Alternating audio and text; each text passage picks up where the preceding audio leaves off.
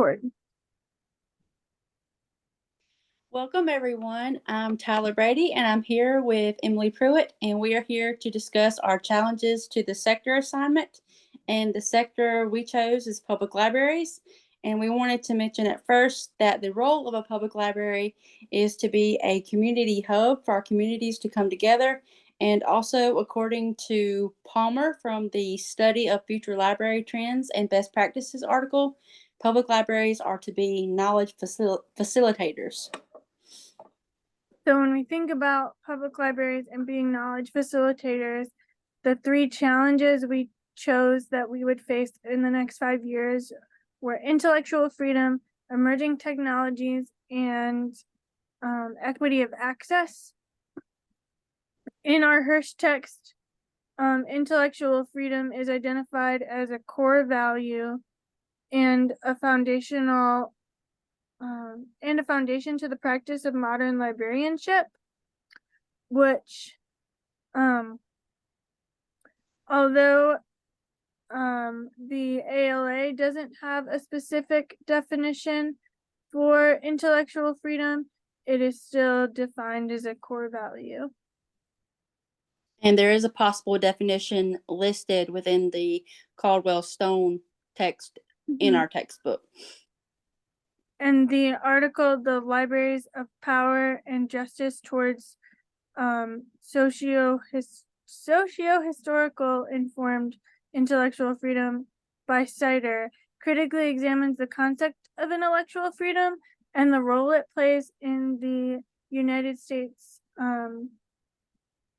library and information services profession. It talks about how intellectual freedom challenges the concept of assumed bias and neutrality and demonstrates the active barrier it presents in its current implementation of the existing and future social justice efforts. And neutrality is also listed in the ALA Code of Ethics, right along with intellectual freedom. And along with the Cider article, she also mentions a shift that must take place to have a historically informed intellectual freedom. And that shift makes it possible for increased representation of people of color, LGBTQ people, people in poverty, and people with disabilities in the LIS workforce, which as of 2012 is 88% white and 96% able-bodied. And secondly, the shift paves the way for library and information science institutions to more actively engage with the communities in which they're embedded in and to work with their interests instead of against them. And the article also mentions that workers play an active participatory role in our communities, which, as we mentioned earlier, that is a role of public libraries. When we talk about intellectual freedom and the role it plays as far as a core value given in the ALA, there's also an what's called an intellectual freedom manual given in the ALA by Magi, and it goes into further detail about what you just mentioned about how professionals can grow in that. Okay, and that takes us to our next challenge, which is emerging technologies. And we are focusing on artificial intelligence and virtual reality and augmented reality and other related technologies. When we think about virtual reality and AI, there's an article called Perceptions of Adopting Artificial Intelligence and Related Technologies in Libraries, both public and academic in North America, written by Yoon, found in the ALA, on the ALA website, and it talks about how artificial intelligence is an open source computer program, essentially, that is created to learn from the questioning of humans by interactions, and in order to give a more accurate answer to questions or to find information. Okay. And so it's AI refers to the ability to create machines that act and think like humans through deep learning, machine learning, and natural language processing. And at its core, AI is an accumulation of technologies that allow machines to develop functions and capabilities that align with the basic human. And let's see, in the article by Verma, Artificial Intelligence and Future of Libraries, she mentions how AI takes away the human interaction and thought. And that's kind of what public libraries do is we interact with people and connect with them. There's an article by, goodness gracious. There's an article by Learn, and it's called Black, White, and Gray: The Wicked Problem of Virtual Reality in Libraries.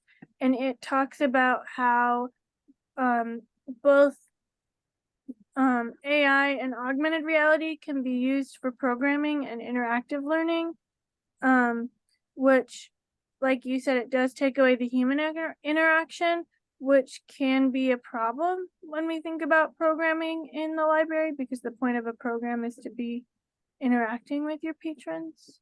Mm-hmm. It can be good and bad, and we also want to discuss the challenges with the emerging technologies, such as portability, which is transferring it from different places, also the licensing, different fees, as well as the ethics, which brings up the concern of the patron's privacy and security. Mm-hmm. And when we talk about challenges, I think it's also important to talk about how often emerging technologies, because they're new, don't become ADA compliant for a really long time, because they aren't, like if you have a disability where standing is difficult, or you can't see, or you can't hear, often you don't have access to augmented reality or artificial intelligence, simply because you don't have access to the tools to use it. Mm-hmm. And that brings us to our last challenge, which is equity of access.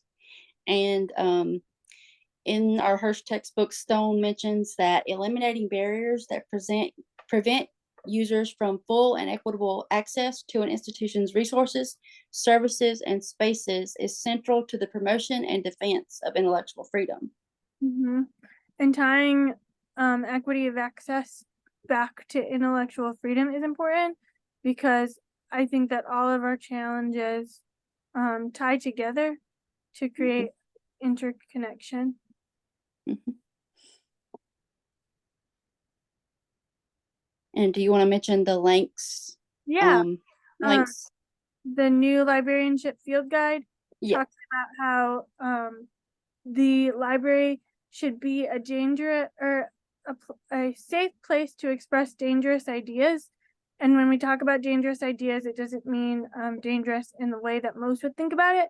It's talking about a safe place to talk about controversial topics that might not be present in any given community.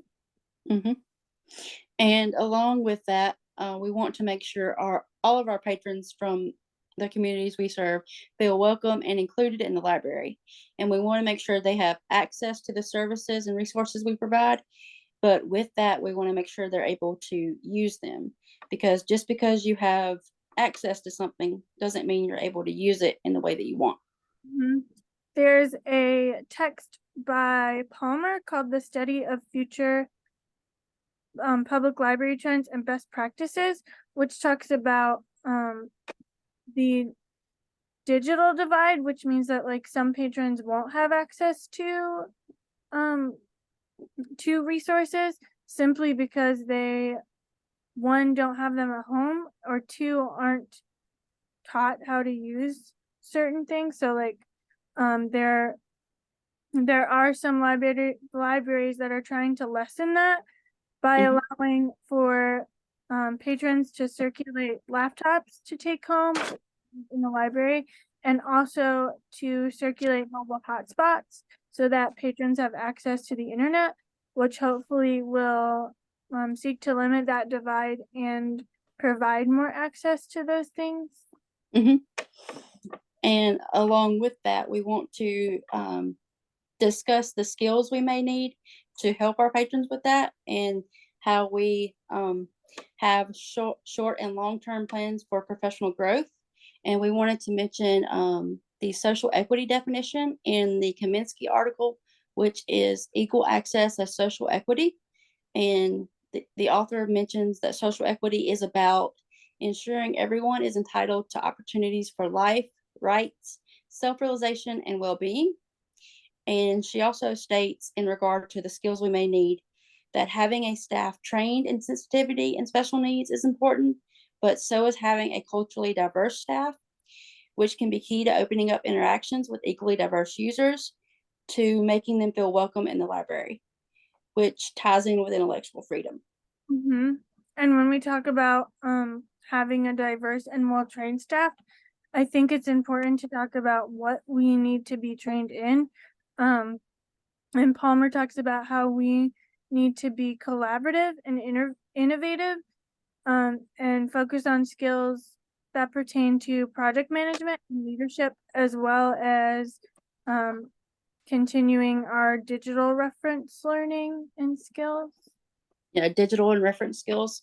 And Palmer also mentions how we need to connect with community experts, and we will need to reach out to them for advice and education, particularly pertaining to the technology arena. And And we need, oh, you go ahead. you're good. I was just saying, when we talk about technology, I think we need to reference webinars as well. Mm-hmm. Webinars, training, and classes as far as our professional development. And that goes along with mentioning lifelong learning, which is also mentioned as a role of public libraries in a Hirsch text. And because it's our role to encourage lifelong learning, we help our patrons to be lifelong learners, but library staff are also still learning as well. Palmer also talks about how we'll need to adapt to future change when it comes to lifelong learning, which I also think we'll need to adapt to the emerging technologies, as well as how intellectual freedom might change over the next 5 years.